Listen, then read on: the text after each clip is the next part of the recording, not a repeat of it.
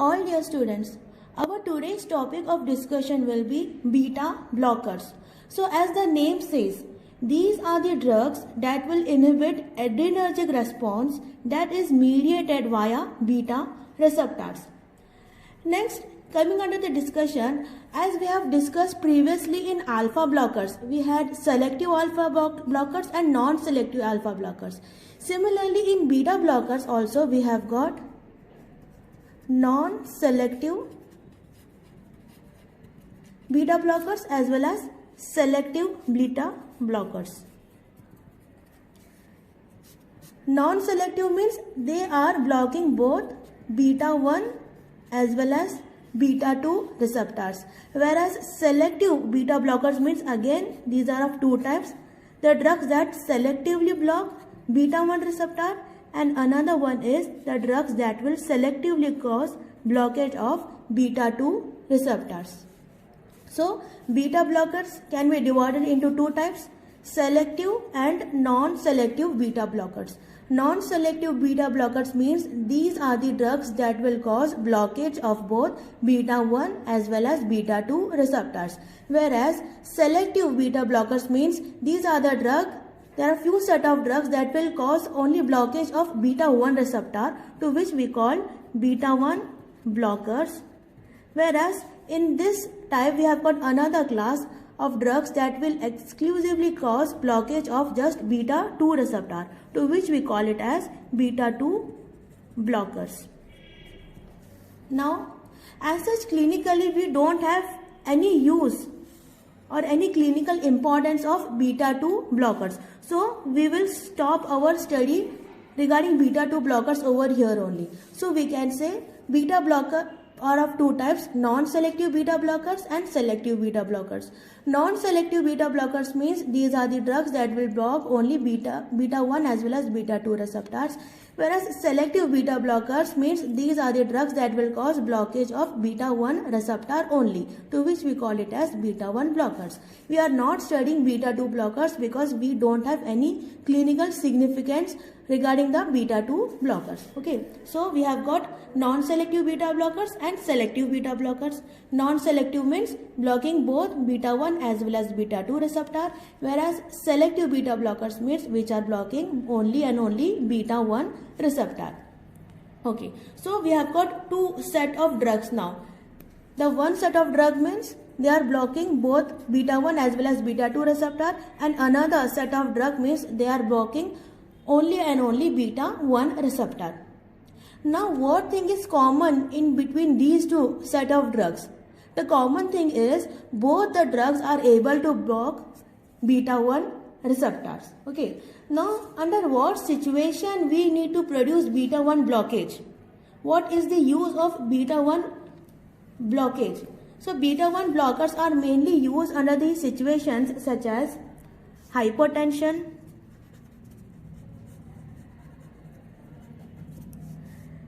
angina, cardiac arrhythmias, myocardial infarction, and even in congestive cardiac failure. Under these all situations we need to produce beta 1 blocking action. Okay, so we have got advantage of beta 1 blocking action under these situations. So these two drugs, selective as well as non-selective beta blockers, are able to produce blockage of beta 1 receptor, therefore advantageous under these situations. Okay, so if any person is suffering from either hypertension or angina pectoris or cardiac arrhythmias or myocardial infarction or congestive cardiac failure, we can use any of these drugs. We can use either non-selective blocker or selective blockers. But there are certain conditions where beta 2 blocking action will produce some kind of problem. Like, where exactly is your beta 2 receptor present? Yes, beta 2 receptor, like it is present in your bronchioles, in your respiratory tract.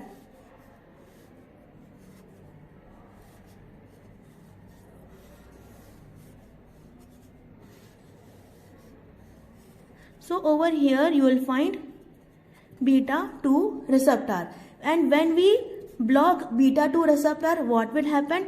It will cause constriction of the bronchioles. It will produce bronchial constriction. Why? Because of blockage of beta 2 receptor, and it will be a problematic thing for person suffering from asthma. Next, and another area where you will find beta 2 receptor is in your blood vessels.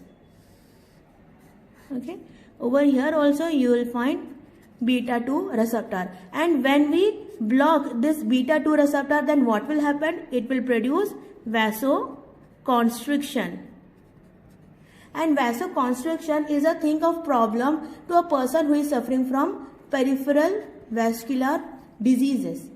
And another area where beta 2 receptor is present is in your liver. Okay, over here also beta 2 receptor is present. And as we have discussed in my previous videos, like any person who is suffering from diabetes mellitus, the person consumed anti-diabetic drug and he does not eat food, then what will happen? Yes, the blood glucose level is likely to fall, and when the blood glucose level falls, then what will happen? The sympathetic system will get activated. It will get activated, and what will happen after activation? Yes, glucogenolysis. Whatever glycogen was there, it will be get converted into glucose in an attempt to increase the blood glucose level. But when you are giving beta 2 blockers, means when you are giving non-selective beta blockers, so along with beta 1, it will cause blockage of beta 2 receptor also. So this emergency condition, in an attempt to increase the blood glucose level, this will also be failing, and the person is likely to go to diabetic coma. So it is a problem to a person suffering from diabetes mellitus. Okay, so any person who is suffering from asthma, peripheral vascular disease or diabetes mellitus, in these conditions beta 2 blockage will produce some kind of problem. So better to avoid non-selective beta blockers. Okay, so under these conditions we can give both non-selective as well as selective beta blockers, because our main goal is to block beta 1 receptor. But under the conditions such as the person suffering from asthma or peripheral vascular disease or with diabetes mellitus, under these situations better to prefer selective beta 1 blockers, because if you are selecting a non-selective beta blockers, means along with beta 1 it will also produce blockage of beta 2 receptor, which will produce a worsening condition under these situations. Okay, so the common thing between these two class of drugs are both will block beta 1 receptor, therefore can be used under these situations. But the difference between these two class of drugs are the non-selective beta blockers will be blocking beta 2 receptor also, whereas selective beta 1 blocker will not produce any kind of action on beta 2 receptors. Next, the investigation of these non-selective beta blockers were done before. Therefore, these non-selective beta blockers are also known as first generation beta blockers. First generation beta blockers means these are non-selective beta blockers. That means these are the drugs that will cause blockage of both beta 1 as well as beta 2 receptors. Next, the finding of beta 1 blockers were done later on. Therefore, they are also known as second generation beta blockers. Okay, so second generation beta blockers means these are the drugs that will produce blockage of beta 1 receptor. Now, where exactly is this beta 1 receptor present? Yes, it is present only and only in the heart. Therefore, these drugs are also known as cardio-selective beta 1 blockers or cardio-selective blockers. Okay, so starting from the beginning, beta blockers means these are the drugs that will produce their action by blockage of beta receptors. Beta blockers are of two types. Beta blockers are of two types, non-selective beta blockers and selective beta blockers. Non-selective beta blockers means these produces blockage of both beta 1 and beta 2 receptor. They are also known as first generation beta blockers. Selective beta blockers means they are producing blockage of only beta 1 receptor. They are also known as second generation beta blockers or cardioselective beta blockers. Next, coming to classification of these beta blockers. So under the classification of beta adrenergic blockers, we have got first generation beta blockers and second generation beta blockers. So as you know, first generation beta blockers means they will block both beta 1 as well as beta 2 receptor. Second generation beta blockers, they will block only and only beta 1 receptor. So second generation we can write it as beta 1 blockers, and they are also known as cardioselective blockers.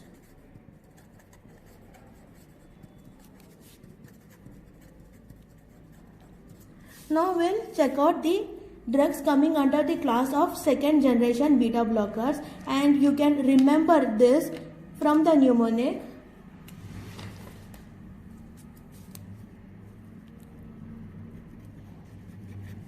New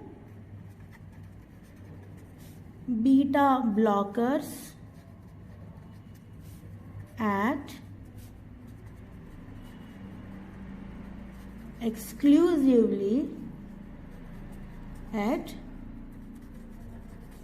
myocardium.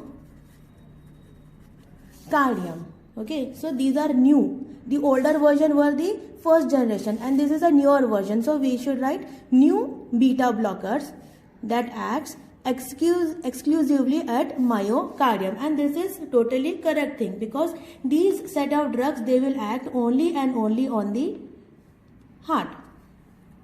So N for nebivolol.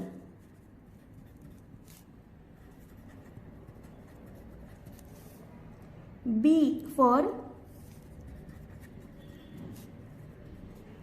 bidoxolol. See, these are the set of drugs which are ending with lol, LOL. Next, another B is for bisoprolol. A is for atenolol. E is for ismolol. Remember, ismolol is the shortest acting beta blockers. Another A is for acebutolol.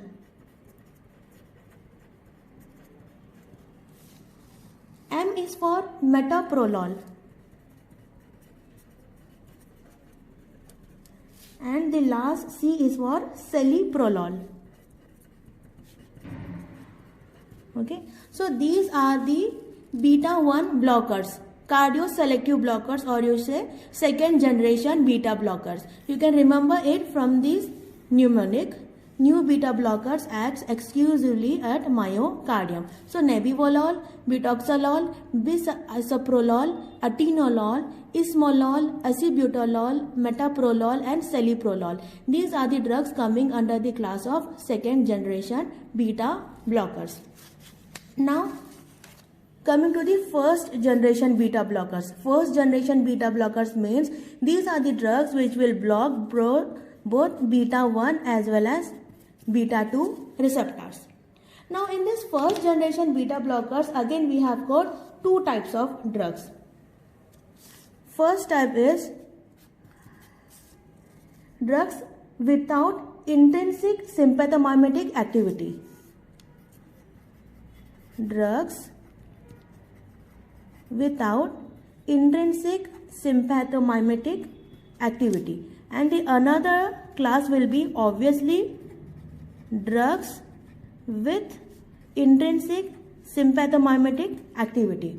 Now what is this sympathomimetic activity? We'll check out it later on. First of all, we'll check out the drugs coming under the class of first generation without intrinsic sympathomimetic activity. And we have got just three drugs. They are propranolol,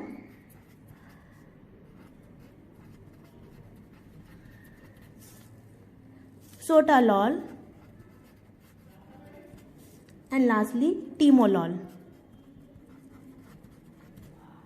Okay, so propranolol, sotalol, timolol, these are first generation beta blockers. That means they can produce blockage of both beta 1 as well as beta 2 receptor. Plus it does not have any kind of intrinsic sympathomimetic activity. Now coming to the another class of the drug, that have got some kind of sympathomimetic activity, and the name of the drug is Pindalol. Just one drug.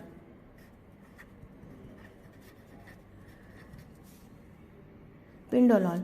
Now what exactly happens over here, we'll check out. So this Pindalol,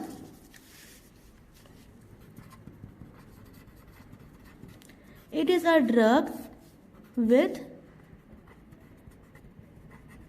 intrinsic sympathomimetic activity. Now what exactly it means? Sympathomimetic activity means it mimics the activity of sympathetic activation. But what we are talking about here? We are talking about adrenergic blockers. So how come a blocker is having a sympathomimetic activity? This means that Pindalol is a kind of partial agonist. It is a partial agonist, means it is not producing complete blockage or complete activation of the receptor. 50% it is producing blockage and 50% it is stimulating the receptor.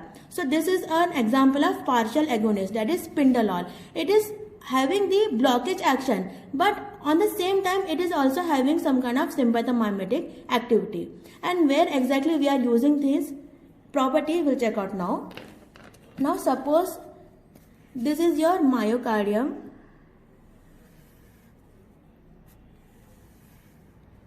and here we have got nearly 10 beta receptor.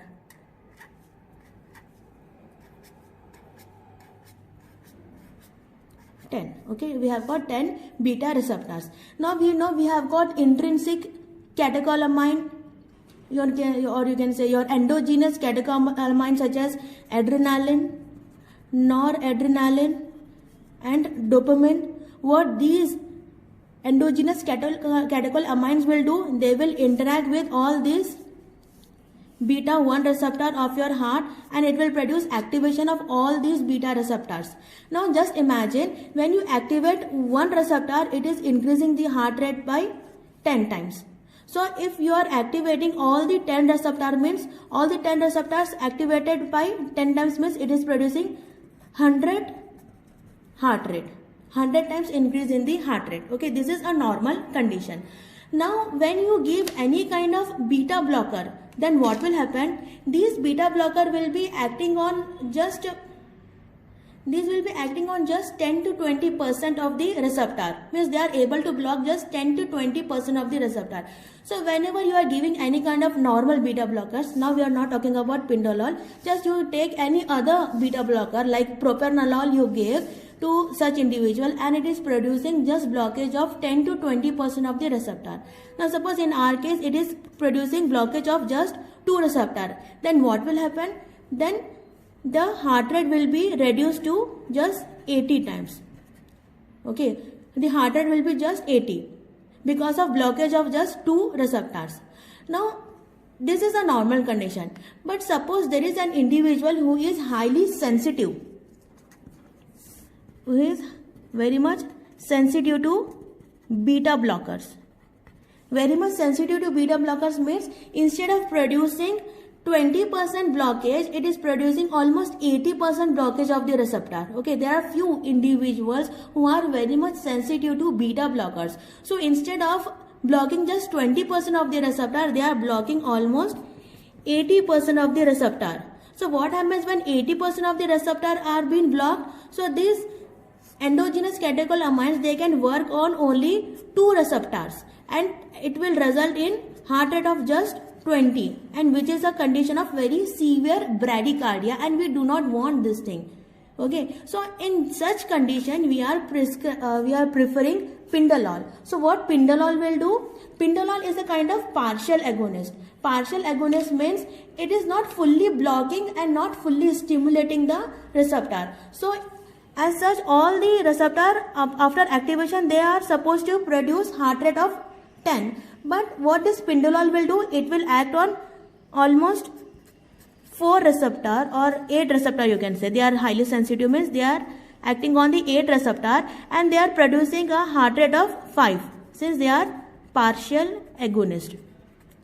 So 8 receptors are producing activity of just increasing the heart rate by 5. So 40 times increase in the heart rate, and 2 receptors are fully available for acting by the your endogenous catecholamine. So plus 20. So heart rate will be dropped down to 60 times, 60 heart rate, which is not that much problematic. So under the conditions such as when the person is very much sensitive to beta blockers, which may result in a very tremendous bradycardia, under such situation we should prefer Pindolol. So what Pindolol will do? Pindolol is a kind of partial agonist. It will not fully stimulate, neither fully block the receptor, which results in a normal heart rate, means not that much fall in the bradycardia, not that much fall in the heart rate, but a bradycardia which we can manage. So under this situation we are giving Pindolol. So Pindolol is a kind of first generation beta blockers which can block both beta 1 as well as beta 2 receptor, but it is having a kind of intrinsic sympathomimetic activity. Okay, so beta blockers are of two types, first generation and second generation beta blockers. First generation beta blockers means they can block both beta 1 as well as beta 2 receptors. In first generation only we have got still two class of the drugs. One class of the drug which have got no intrinsic sympathomimetic activity. The drugs are propranolol, sotalol and timolol. Another class of drug is, these are the drug that has got a kind of intrinsic sympathomimetic activity, and we have got a one example, Pindolol. Next, second generation beta blockers means these are the drugs that will block only beta 1 receptor, and these all are the list of the drug. Apart from this, we have got another class of drug which we call it as third generation.